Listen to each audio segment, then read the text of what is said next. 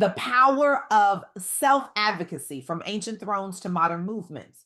Welcome, everyone. Today, I want to take you on a journey through time and across continents to explore one of the most powerful forces shaping human destiny: self advocacy.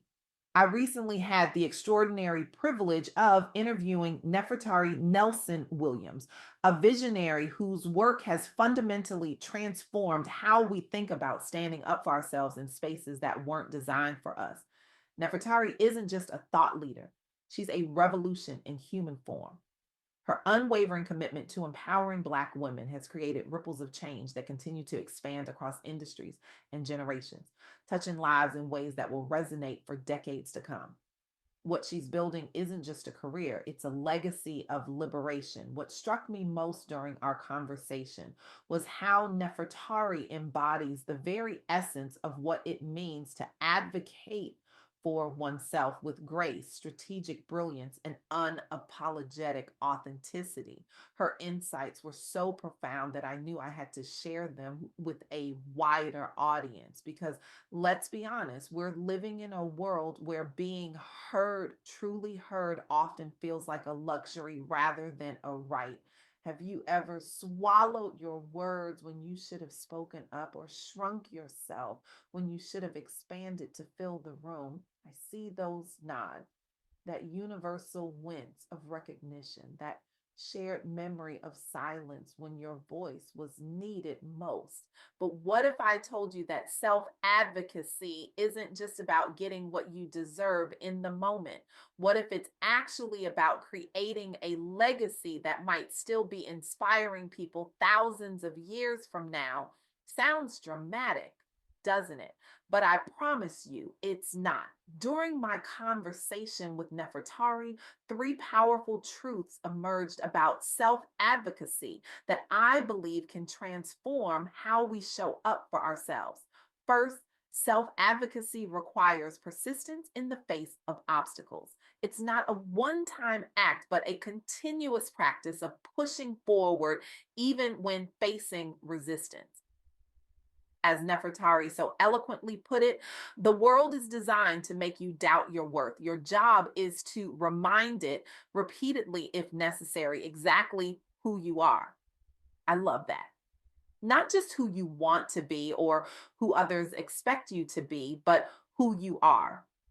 Second, representation matters in all spaces. Being visible where you might be underrepresented is itself a powerful form of advocacy. When you stand in your truth in rooms where people who look like you are scarce, you're not just advocating for yourself, you're creating pathways for generations to come. You're saying, well, we belong here with your mere presence. And third, effective self advocacy combines personal passion with strategic action. It's not enough to know your worth. You must also know how to navigate systems strategically to ensure others recognize it too. This isn't about manipulation, it's about translation. Translating your value into a language systems of power can understand. Let me share with you three remarkable stories that illustrate these principles in action. Stories that span millennia and continents, but share a common thread of brilliant self advocacy against seemingly insurmountable odds. The first takes us back nearly 3,300 years to ancient Egypt. Queen Nefertari, the great royal wife of Pharaoh Ramses II, faced a challenge that might sound familiar to many women today: how to distinguish herself and secure her influence in a system that wasn't designed for her power. Imagine this scene: the royal court of Egypt, one of the most sophisticated civilizations of the ancient world. Ramses II has numerous wives, diplomatic prizes, political alliances embodied in female form. In this world, women were primarily valued as diplomatic connections and mothers to potential heirs. The path to genuine influence was narrow, if it existed at all. But Nefertari refused to accept these limitations. Instead, she cultivated strategic relationships throughout the court. She demonstrated exceptional competence in areas typically reserved for men. She positioned herself not just as a wife, but as a valuable advisor to Ramses II.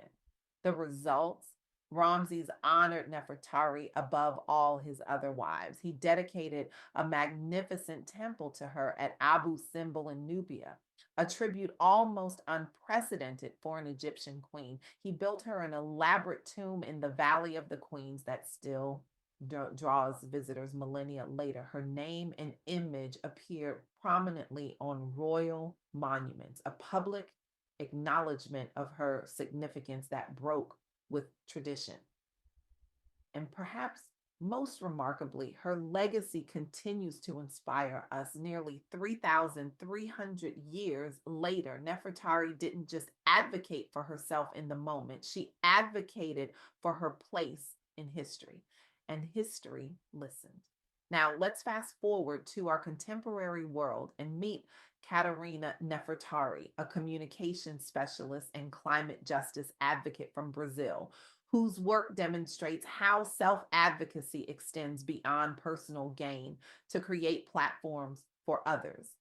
Brazil's Amazon rainforest, the lungs of our planet, faces unprecedented threats. Working in climate justice in Brazil presents formidable challenges, political resistance from powerful interests, economic pressures from industries driving deforestation, and the systematic silencing of marginalized voices in environmental discussions. Rather than being deterred by these obstacles, Katerina leveraged her communications expertise to create platforms specifically designed to amplify climate advocacy with a particular focus on the Amazon region. She built coalitions across different stakeholder groups, recognizing that collective voices carry more weight than individual ones. Through her persistent self advocacy and refusal to be silenced, Katerina eventually became the communications and mobilization manager for a major Amazon focused initiative, expanding her influence and creating greater visibility for climate justice issues. But she didn't stop there. Katerina was selected as a Climate Parent Fellow, joining a prestigious global network of 41 organizers from 25 countries working on climate initiatives. Through her advocacy work, she has helped shift the narrative around climate justice in Brazil, centering the voices of those most affected by environmental degradation.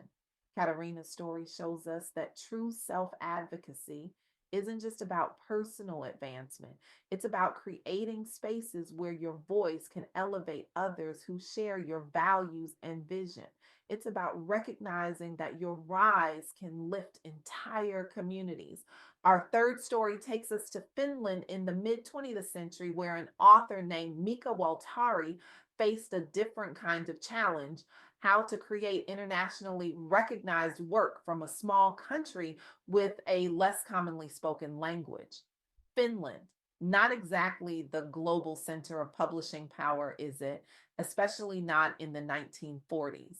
Add to that the fact that Waltari was writing in Finnish, a language spoken by fewer than 6 million people worldwide.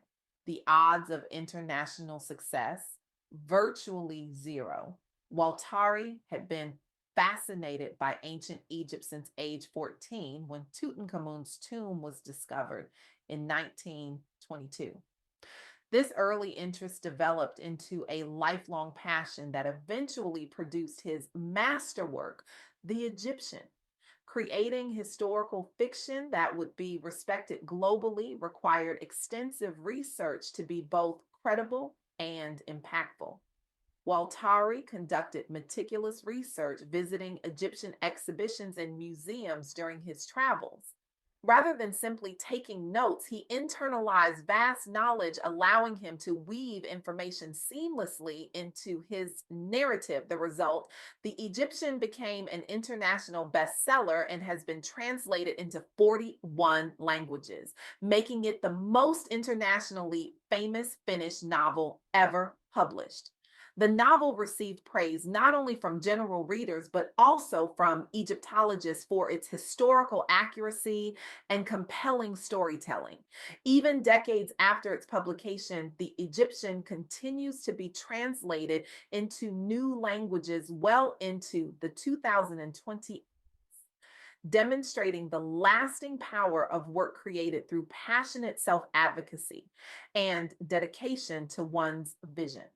Waltari's story reminds us that advocating for your passion, even when it seems unlikely to succeed due to external limitations, can lead to breakthrough success that transcends boundaries of language, culture, and time. These three stories, spanning from ancient Egypt to modern day Brazil to mid century Finland, illustrate a profound truth that Nefertari Nelson Williams emphasized in our interview. Self advocacy isn't just about getting what you want in the moment, it's about creating ripples that extend far beyond yourself. As I reflect on these stories and Nefertari's wisdom, I'm reminded of a powerful quote from Audre Lorde. When I dare to be powerful, to use my strength in the service of my vision, then it becomes less and less important whether I am afraid. This is the essence of what Nefertari shared with me, that self advocacy requires us to move beyond our fear, to use our strength in service of our vision, even when the systems around us weren't designed for our success. For Black women, especially, self advocacy isn't just a personal choice, it's a revolutionary act. In a world where talented individuals are often handed pink slips while underperforming counterparts receive golden parachutes, standing firmly in your worth becomes an act of resistance and reclamation. So, what does this mean for you? How can you apply these insights to your own journey? First, recognize that self advocacy is a skill that can be developed and strengthened over time. Like any muscle, it grows stronger with use. Start small if you need to, but start.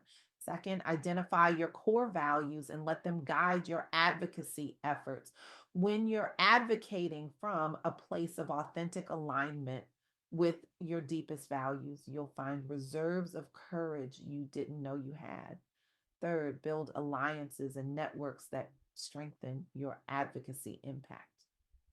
Queen Nefertari didn't transform Egyptian court politics alone. Katerina didn't shift the climate justice narrative in Brazil by herself. Your advocacy becomes more powerful when you connect with others who share your vision.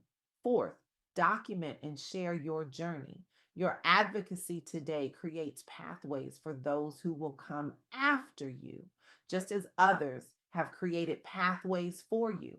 And finally, remember that self advocacy isn't selfish, it's necessary. When you advocate for yourself, you're also advocating for everyone who shares your identity, your challenges, your dreams. You're saying, we belong here. We deserve to be seen. Our voices matter. I want to leave you with this challenge. Identify one area in your life where you've been hesitant to advocate for yourself. Now, commit to taking one concrete step this week, not someday, toward changing that reality. Request that meeting, apply for that position, speak that truth, create that boundary. Because here's what I know for certain: the world doesn't just need your compliance, it needs your voice. It needs your courage. It needs your audacious belief that you deserve to be heard. When you stand in that power, when you advocate not just for what you need today, but for the legacy you're creating for tomorrow, you don't just change your own story, you change history. And history is waiting for your voice.